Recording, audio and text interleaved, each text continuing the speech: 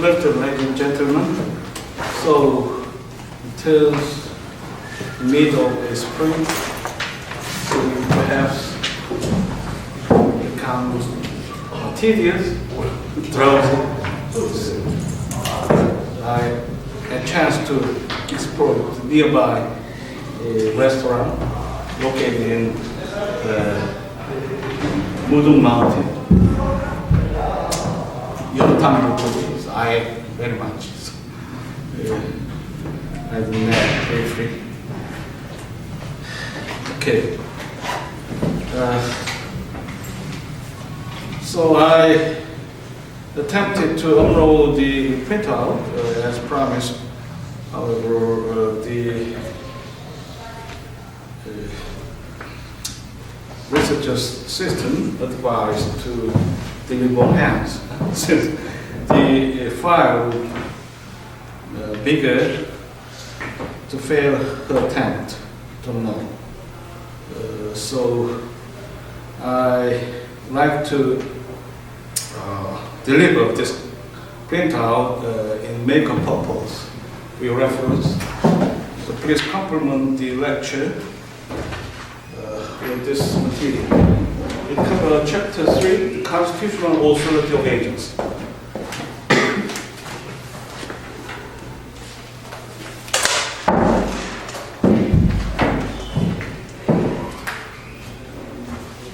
So,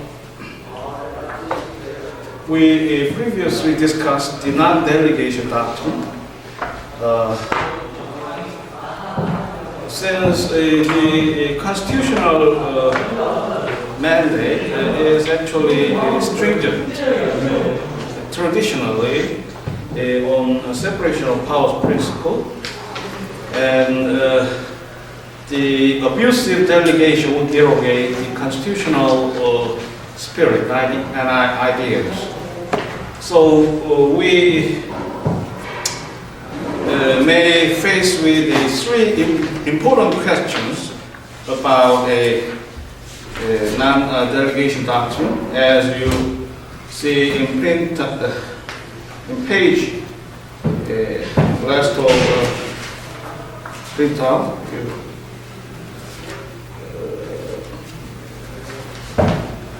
85.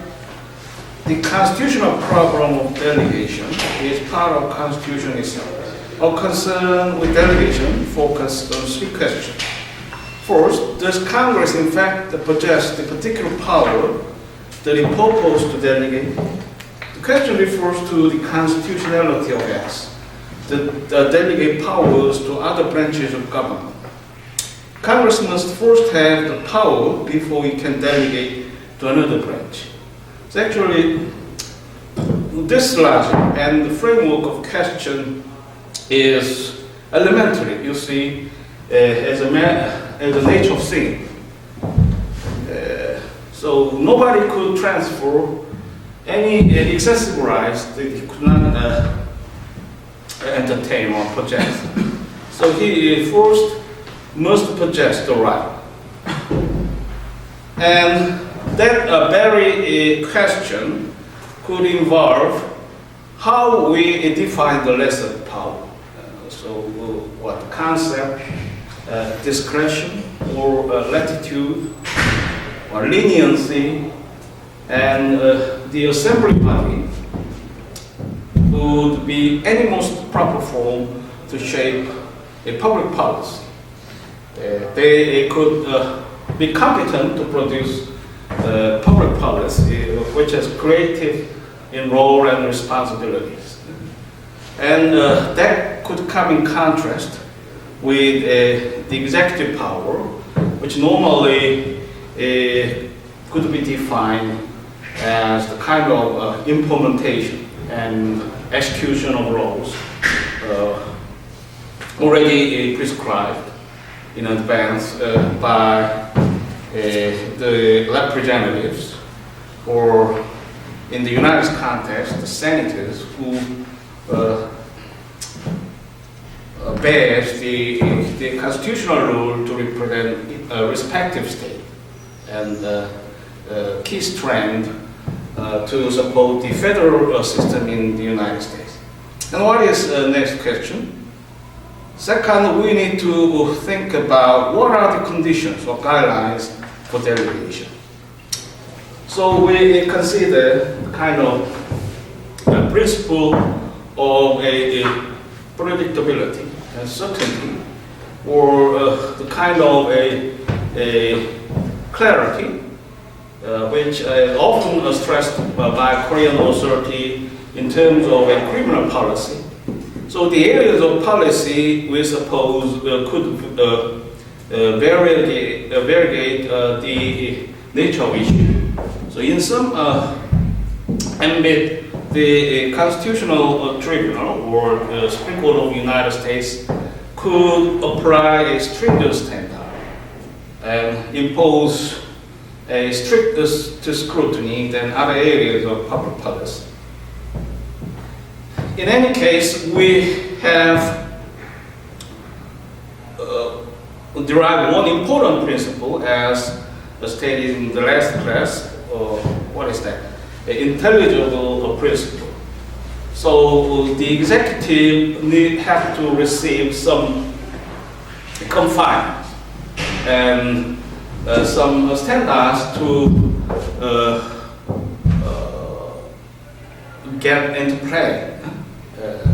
So the executive branch has some insight in terms of consistency and also certainty to create a public policy and implement the rules they make, or in line of hierarchy, we could ascertain some line of coherence, and in on continued basis of a comfort, and as mentioned with in purview of a public administration and production of public goods. And what is the third question that we have to focus? Do the actions of those officials to power is delegated fall within the scope of statute, which delegates authority? So in this concern, we may gravitate on the role of judicial review. So the court, particularly in the United States, has the system and dominant culture to cherish the value of judicial review. Judicial review of legislation, in essence, and by way of implications, often be regarded to include the judicial review of royal character of norms. For example, presidential decree orders.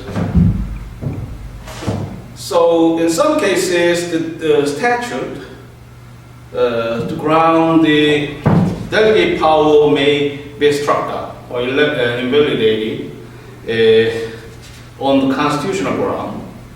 In other cases, the rule making could be rendered null or validated since the scope of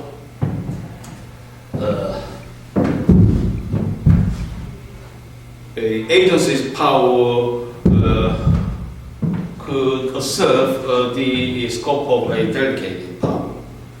So we would be posed of these three questions when we contemplate the legal issues involved in non-delegation doctrine. Practically, now the practice of government, no mention of a coordinate branch, could be totalized to require the necessities of a delegation. So it is undeniable that the delegation, legislative delegation, would be inextricable and could not be avoided or degraded in the face of new challenges and many important public issues about social justice scenarios. So now the intelligence and public awareness could well rise, you see, in the context of the administrative state, and the resources, for example, of Congress could not meet to incapacities or capabilities, the kind of excessive aspect of new circumstances and technological advances and complexes of a new sector of economies or others. And also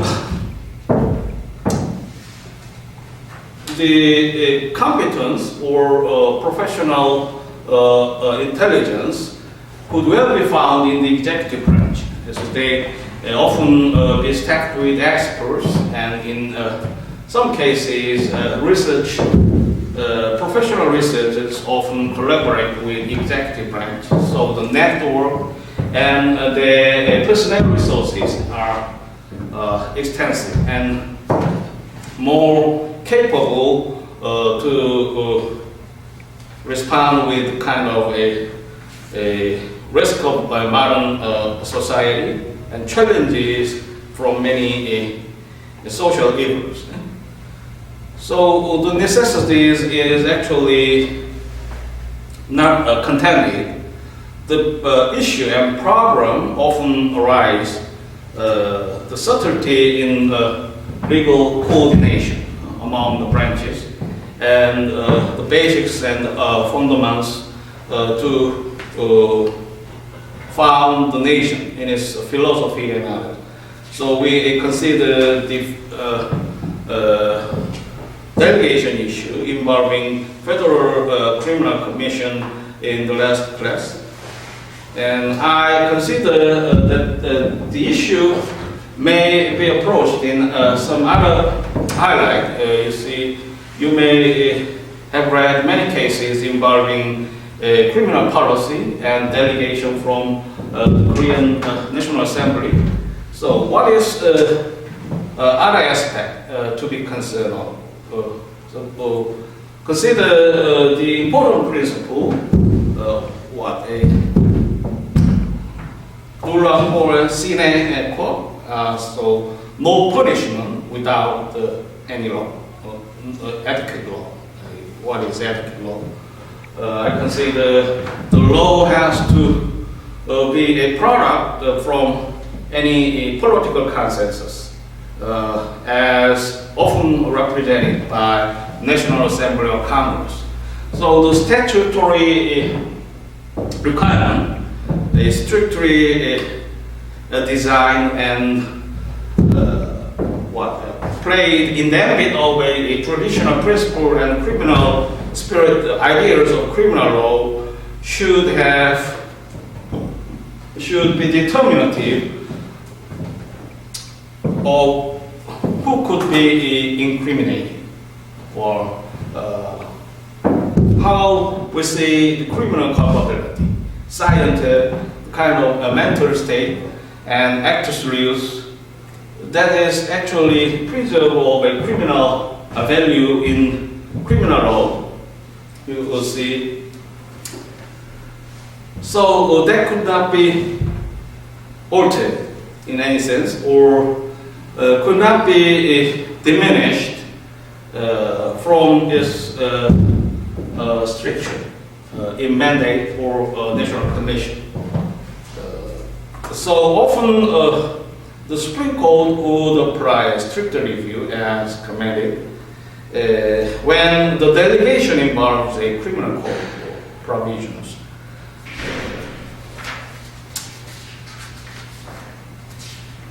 And we may get further on the rest of page, exercise and question for our review. For surely limited government, the main theme of this class discussion, can hardly be taken for granted, as a dramatic story of Avner Ruiner illustrates. In 1997, two uniformed police officers brutally sodomized Luna with a stick in Brooklyn, New York, police station, acting on the mistaken belief that Luma had punched one of the officers on the street sometime earlier. Luma was hospitalized for several months and nearly died from the injury. Police witnesses testified that one of the defendants brandished the sustained stick and bragged about getting it. In a particular culture committed to limited government, such a violation of law would be unthinkable. Sadly, in our culture, Luma's case seemed exceptional because the witnesses were willing to limit the power of one of their own. There became the normal impulse of a person not to rat on his or her colleagues. Admissible cases are rarely so dramatic. However, we urge you to keep in mind that the fundamental reason for caring about admissible law is that it, like laws against the police brutality, is the primary cultural tool we possess that distinguishes us from an authoritarian police state, to so vividly illustrated by Luma's tormentors and at virtually the same time by Slobodan Milosevic Serbia in the 1999 Balkan War. So the admissible law could be more neutral and may engage in objective contention in the society, typically collective and in impact or influence. However, we also see it as telling rule against excessive police state. We consider in previous example between the police power and the private right or interest. So admissible and public administration could